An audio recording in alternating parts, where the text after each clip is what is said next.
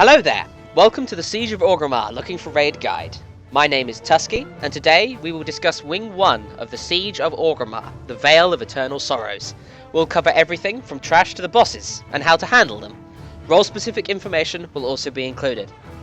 Now, just to clarify, this video is not a substitute for a detailed boss-specific guide. This is more of an overview, designed to get you up to speed with the bosses you'll be facing, so that you're ready to complete the wing and keep up with the others in your pug.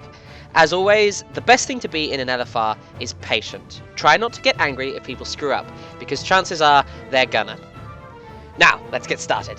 The trash up to the first boss isn't too bad. The Jinyu trash can easily be AoE'd down, but interrupting the big Jinyu's corrupted water spell will help mitigate raid damage. The small Sha bubbles don't need to be tanked, as anyone can practically one-shot them, and the large elemental trash will do a circular AoE that you can stand inside or out of, but not around the edge. They also fire lines of water out around them, so make sure you're not standing in stuff. The first boss, Immerseus, revolves around a corruption mechanic. His health isn't indicative of how close you are to winning. Instead, check his energy bar. When it reaches 0, you've won. To get it to 0, you have to kill him, which will make him split into lots of adds, and then you have to deal with the adds before they reach the centre of the room. Immerseus will then reappear, and you repeat this process until you win. As a tank, you want to be standing 30 or so yards away from the other tank, as his tank switch mechanic, Corrosive Blast, is conal, and you want to taunt every time the other tank is afflicted with it. If you're not a tank, don't stand near them. Instead, be spread out evenly around the room. Healers need to be spread too, so they can reach everyone. Bloodlust on the pull. In phase 1, he'll leave pools on the ground. Move out of them. He'll also create moving puddles that turn into geysers. Stay away from them, and watch out if they move near you. He'll also do Swirl, a large wave of water in front of him, which will slowly move around half of the room clockwise. You can outrange this by moving to the back wall. In phase 2, once his health bar depletes, he'll split into adds that do nothing but run to the middle of the room. Black adds need to be killed, blue adds need to be healed to full. The black adds can be rooted and stunned. If you're a healer, stand near a blue ad when it's healed to full to restore mana and temporarily increase your healing. Once all blobs are dead or they reach the middle, he'll reform with less corruption.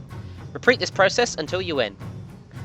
Now, there's no trash up to the second boss. If you're ahead of everyone else, use the extra action button that appears when you stand on the Pillar of Light. Skip the cutscene if you've seen it, but you should be fine to watch it once. The second boss, the Fallen Protectors, are a council encounter. You'll have to kill all 3 at the same time. They do not share health. If you don't kill them at the same time, they'll heal. At 66% and 33% of their health, they will do a powerful mechanic that everyone in the raid will have to deal with.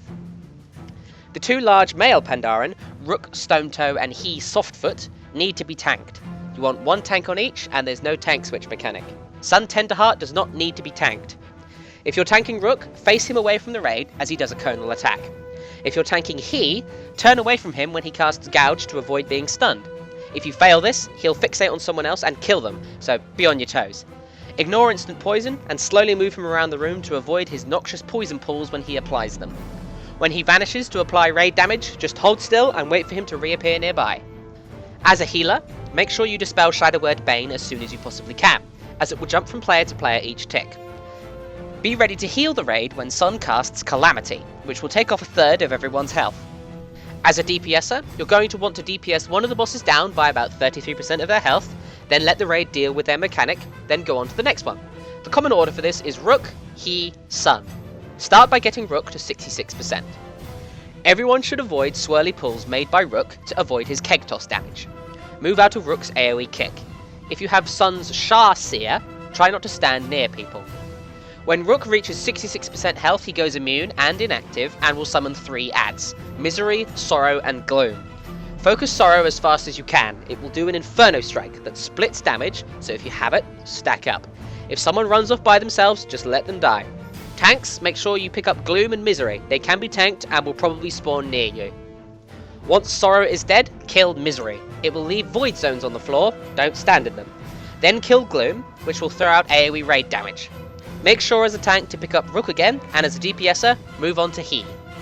Once He is at 66%, he will go immune and inactive and summon Embodied Anguish. This will fixate on someone at random, root them, and hit them repeatedly, increasing the damage it deals over time.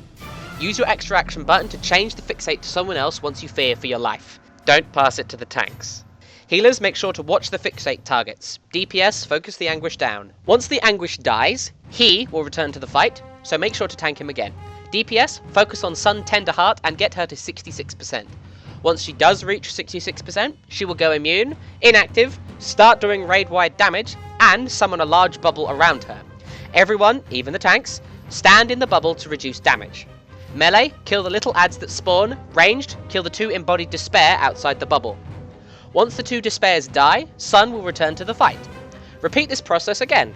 Get Rook to 33%, kill Sorrow, kill Misery, kill Gloom. Get He to 33%, kill the Anguish, pass the debuff using the extra action button if you get low. Get Sun to 33%, stand in her bubble, melee kill the little adds, ranged kill the big adds. Once the 3 bosses are at 33%, tanks bring them together, Bloodlust. At this point, DPSers want to kill all 3 at the same time, cleave them down and focus on any that are higher than the others. Now, there is an astronomical amount of trash in between this boss and the next, but most groups avoid it by going around the very edge of the area. This way you only have to kill a few packs. The little Sha don't do anything and can be AoE'd, and the big trash mobs do a Sha Nova that can be interrupted to avoid raid damage. Follow the path on screen around the room until you reach a mini-boss called Zeal. Stack up in front of him, healers dispel self-absorbed, then move down the mine and into the large chamber. The third boss, unofficially referred to as a Norushen, involves killing a large amalgam of corruption to win. All players start with the corruption bar at 75 out of 100. You will do less healing, damage, and take more damage if you have corruption. The amalgam will do constant raid damage and does unleashed anger on the tank. Swap at 4 stacks. He will do blind hatred, which is a beam that moves around the room. Avoid it at all costs. He will summon small and big adds. DPSers, the adds are always more important than the boss. Any damage you do to them will be taken by the boss. The little adds cast Expel Corruption, which can be interrupted. Stun them if you can, kill them nice and fast. The big adds are very important. They do a lot of raid-wide damage, and they need to be picked up by a tank at all costs, because they will just go around and start killing people if they're not picked up. Once they die, they'll leave an orb on the ground that does more raid damage. Stand on it to absorb it and increase your corruption. This is best done if you're a healer, or if you're already purified. Now let's talk about being purified. Norushen will choose people at random to purify, but he's not going to throw both tanks in or all of the healers. It's kind of mechanical like that. You will be phased, and faced with a role-specific challenge. As a tank, you will face a large add that does a conal swipe that you have to move out of, an interruptible hurl corruption, which you should interrupt, and just generally a lot of damage to you. Survive for 1 minute, or kill it to be purified and reduce your corruption to 0. As a healer, your challenge will be to keep a group of Pandaren alive while they kill a Sha. Make sure you don't let any of them die, and keep your eyes out for a nasty debuff that can shred their health apart. The healthier the Pandaren, the more damage they do. Keep them topped off. And as a DPSer, you'll face several adds that you have to kill yourself. A large add that will do a conal attack, move out of it, and small adds that have a frontal shield and that will fire line shadow bolts. Kill the big add first, then move behind the little adds and kill them one at a time. Once the amalgam is at 50% health, it will spawn a large add every 10% of its health from there on. Bloodlust at this point. Always kill adds before the boss, stand on the orbs to prevent raid damage and despawn them, complete your trial if you get picked, avoid the cutter laser, and keep calm. This fight is chaotic, but kind of simple in execution. The next room contains a lot of trash. These small Sha can be AoE'd down, but tanks don't pull too many. When they die, they put debuffs on people. Healers, you listening? Do not dispel them. When it ends, the player takes a whole bunch of damage and will do an AoE around them. If you have a lot of them, use defensive cooldowns to survive it. There will also be a whole bunch of swirling void zones on the ground that will just explode, so keep an eye on your feet and don't stand in anything. Once the trash dies, the Sha of Pride will spawn in the centre of the room. Gather as a raid behind him, near Garrosh's axe, Gorehowl. If you're a tank, prepare to stand either in front or to the side of him. The Sha of Pride is the last boss in this wing. Each player is given a Pride bar that rises when they're hit by abilities, and will add effects to the Sha of Pride's Swelling Pride attack. The lower this bar is, the better. Norushen will help for about 70% of the fight, buffing people with Gift of the Titans. This makes you immune to pride gains, and if you stand near other people with the buff, gives you damage and healing increases. This is why you stay stacked for most of the fight. The Sha of Pride will do Wounded Pride on the tank. Swap the second the other tank gets debuffed. Healers dispel people only when you have Gift of the Titans on you. You can tell if you have it because you'll go big and glowy. If you dispel someone while you don't have Gift of the Titans on you, you'll gain Pride. DPS focus on the boss, but adds are always more important. Every now and then, the Sha will do Swelling Pride, doing raid damage and increasing your Pride bar. He will also summon little adds called reflections under the raid. They will appear after spawning small black clouds. When the black clouds spawn, move out to avoid AoE damage, then stack up again and AoE the adds down. Having enemy nameplates on can be really helpful here. He will also summon a large add behind the raid that will cast Mocking Blast. Death grip it if you can, interrupt the Mocking Blast, stun it, and kill it nice and fast. The Sha also casts Imprison on 2 people, locking them inside the large circles around the room. To free them, 2 people must stand on the glowing locks, 1 on each to free the person trapped inside. 1 person will always appear to the left of the raid, and 1 will appear by the tanks.